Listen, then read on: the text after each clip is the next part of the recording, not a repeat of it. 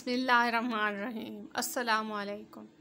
شمون نامی مشہور آتش پرست خواجہ حسن بصری کا پڑوسی تھا۔ وہ 70 برس تک آتش پرستی میں مشغول رہا۔ آخری عمر میں وہ بیمار پڑ گیا۔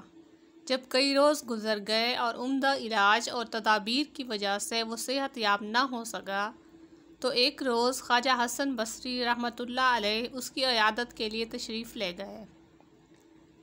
عیادت کے بعد آپ نے اس کو نصیحت کی، تم نے ایک عمر کفر و شرک میں گزار دی ہے، اب تم اپنے انجام کو پہنچنے والے ہو تو اسلام لے آؤ، شاید خدا تم پر مہربان ہو جائے۔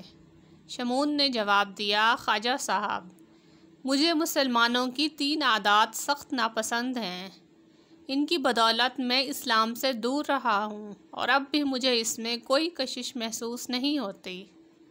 خواجہ صاحب نے فرمایا، تو بیان کر وہ کون کون سی باتیں ہیں جن کی وجہ سے تو اسلام کا منکر ہے۔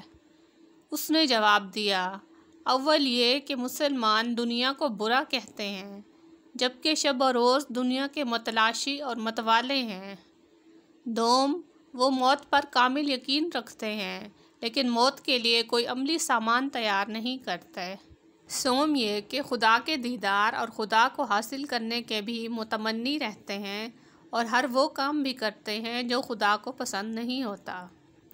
خواجہ حسن بصری نے جواب دیا، تمہاری گفتگو بڑی اچھی ہے، اس میں حق شناسی کی دلیلیں بھی ہیں، مگر یہ بتا کہ تو نے صرف ان باتوں کی وجہ سے 70 برس آتش پرستی میں برباد کر دیے، جبکہ ایک مسلمان اگر اور کچھ نہ بھی کرے کم از کم خدا کی وحدانیت پر یقین تو رکھتا ہے اور اس بات سے اس کو خدا کا قرب تو ملے گا۔ تیرا خیال کیا ہے؟ تو نے آتش کو پوجا ہے تو آگے جا کر تو آگ سے محفوظ رہے گا، اور ہم لوگوں نے آتش پرستی نہیں کی تو ہمیں آگ جلا دے گی۔ یہ کہہ کر خواجہ صاحب نے فرمایا، ایک آگ جلائی جائے، میں اور شمون دونوں اپنا ہاتھ آگ میں رکھیں گے، دیکھتے ہیں آگ آتش پرست کو جلاتی ہے یا خدا پرست کو۔ یہ کہہ کر جلتی ہوئی آگ میں خواجہ صاحب نے اپنا ہاتھ رکھ دیا، مگر خدا تعالیٰ کے فضل سے آگ نے آپ کو کوئی نقصان نہ پہنچایا۔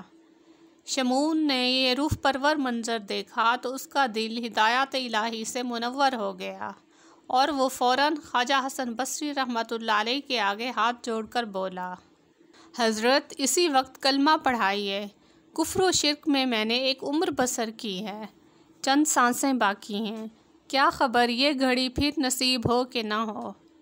اس کے ساتھ ہی اس نے یہ مطالبہ بھی کیا کہ اگر میں خدا پر ایمان لے آؤں تو کیا آپ مجھے یہ گارنٹی دے سکتے ہیں کہ میں عذاب الہی سے بچ جاؤں گا؟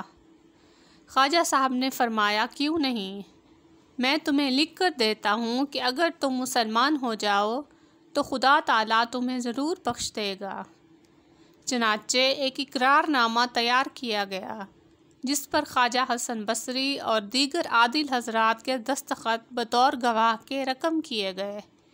پھر شمون نے کلمہ طیبہ پڑھا اور مسلمان ہو گیا۔ ادھر وہ مسلمان ہوا، ادھر اس کی روح کفر انصری سے پرواز کر گئی۔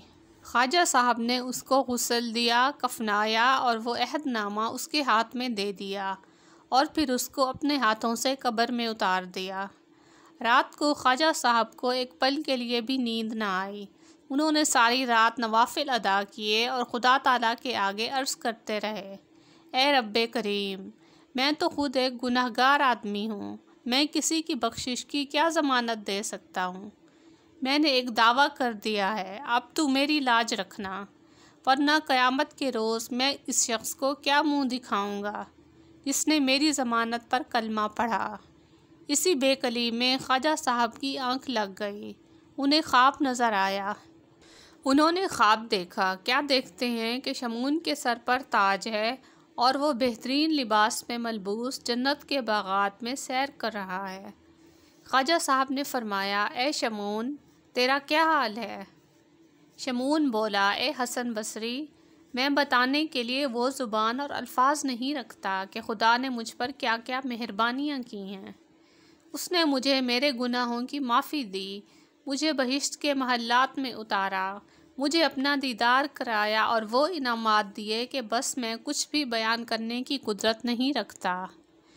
پھر اس نے وہ عہد نامہ حضرت حسن بصری کو واپس کر دیا اور کہا، اب آپ پر کوئی ذمہ داری نہیں، آپ ہر ضمانت سے سبکدوش ہیں۔ جب خواجہ حسن بصری کی آنکھ کھلی تو وہ حیران رہ گئے کہ وہ اقرار نامہ آپ کے ہاتھ میں تھا جو آپ شمعون کو دے کر قبر میں اتار آئے تھے۔ آپ فوراً سجدے میں گر گئے اور عرض کی، اے مالک کون و مکان، تیری ذات کتنی مہربان اور غفور الرحیم ہے۔ ایک آتش پرست کو جس نے 70 سال تیری نافرمانی کی اور فقط ایک ہی مرتبہ کلمہ پڑھا، تو نے اتنی نافرمانیوں کو بے معنی کر دیا اور اس کو نہ صرف بخش دیا بلکہ اس کو بلند و بالا درجات بھی عطا فرمائے۔ آواز آئی، حسن بصری، تو نے ہمارے بھروسے پر وعدہ کیا اور ایک گمراہ کو سیدھی راہ پر لایا، پھر ہم تمہیں کیوں کر رسوا کرتے؟ ہمیں بھی تو تمہارا بھرم رکھنا منظور تھا۔